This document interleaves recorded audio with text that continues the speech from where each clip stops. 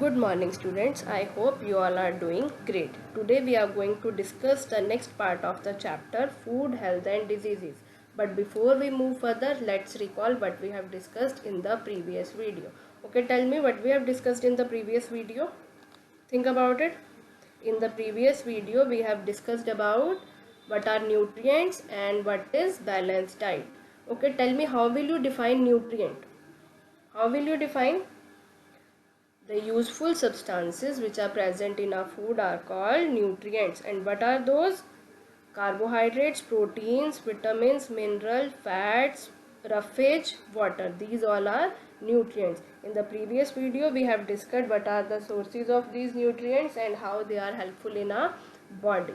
And except these nutrients we have also discussed balanced diet. A diet that contains all these nutrients in a right amount, in a right proportion is called balanced diet. And to stay healthy we should eat balanced diet. Now we are going to discuss the next part, which is diseases. Okay, tell me how you are going to define diseases. If someone asks you what are diseases, then how you are going to define it? Sometimes even after taking care of ourselves, we end up with a certain kind of disease. Why so? Why this happens so? Because our body, the functions which our body performing or the processes which are going inside our body, they become either too slow or too fast. So disease is a condition in which body doesn't work properly.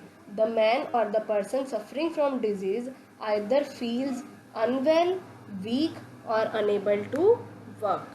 So there are two kind of diseases. First one is non-communicable and the second one is communicable diseases. Today we are going to discuss the non-communicable diseases. Non-communicable diseases. As the name suggests, these diseases cannot be spread, or we can say it cannot be passed on to from a sick person to a healthy person. These diseases can be caused due to, first one is disorder of some body parts. Internal organs in our body, they perform different functions, and if there is any problem in our body that leads to malfunctioning of these organ, and which further leads to heart disease or kidney disease. The second one is presence of harmful chemicals in our environment. So as we all know, there are so many chemicals or gases present in our environment which pollute the air we breathe in, and that cause asthma or some serious breathing issues. The third one is malnutrition. As the name suggests, nutrition, which means it is to something to do with the nutrients. So this problem is caused, these diseases is caused due to the lack of proteins and carbohydrates present in our daily diet, and this generally occurred in small children, and that caused children to become weak.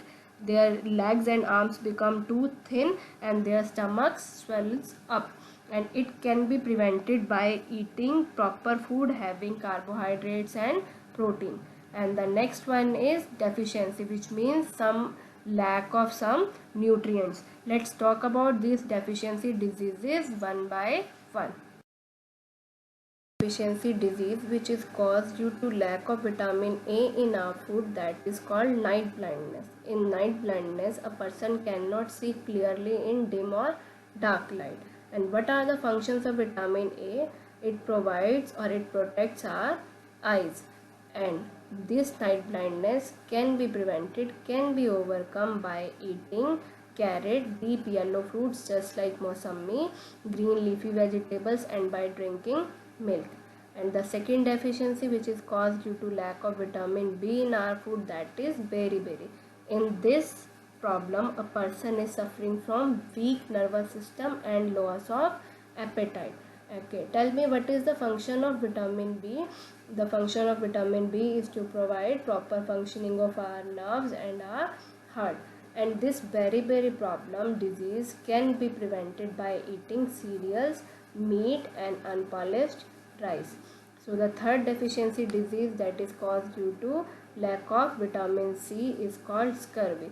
In this problem in this disease, a person is suffering from swelling and bleeding of gums. And what is the function of vitamin C is to protect our body tissues. And this scurvy problem can be prevented by eating citrus fruit like oranges and tomatoes. So the next deficiency which is due to the lack of vitamin D in our food is called rickets. In this problem, person is suffering from weak bones or bow-shaped legs. And this, what is the function of vitamin D is to provide good bones, strength and teeth. Okay, it can be prevented by eating eggs, fish and milk. And what is the natural source of vitamin D? That is sunlight.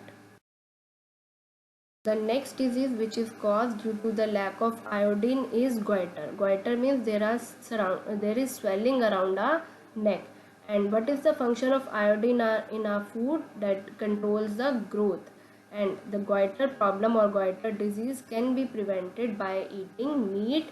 Iodized salt is the main thing, and the next is spinach. The next disease which is caused due to the lack of iron in our food, that is anemia. That anemia causes our pale skin and the black circles under our eyes. And what is the function of iron in our food? That is helpful in making red blood cell. And these anemia problem or anemia disease can be prevented by eating apples, spinach and raisin. The next one is which is caused due to the lack of calcium. As we all know, the lack of calcium in our food causes weak bones and bad teeth. So it is always advised to eat green leafy vegetables and to drink milk. And what is the function of calcium? To strengthen our bones, to give strength to our bones and to our teeth.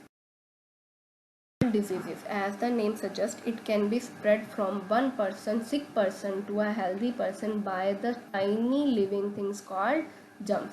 There are so many causes of these communicable diseases.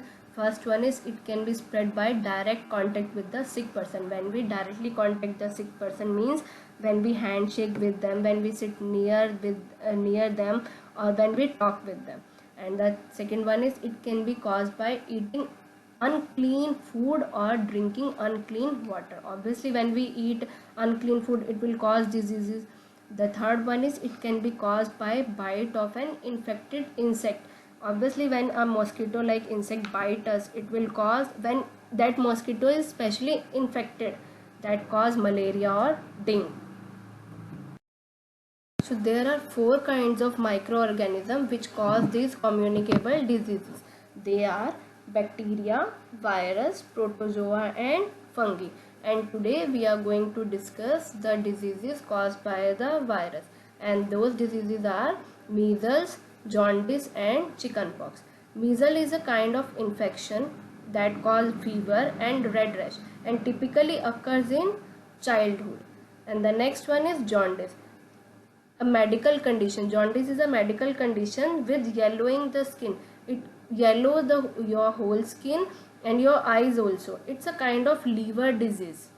So next one is chickenpox, and I guess you all know what is chickenpox and how they are transferred. They are transferred through, as they are communicable disease, so obviously they transfer from one sick person to the another healthy person, or when we directly contact with the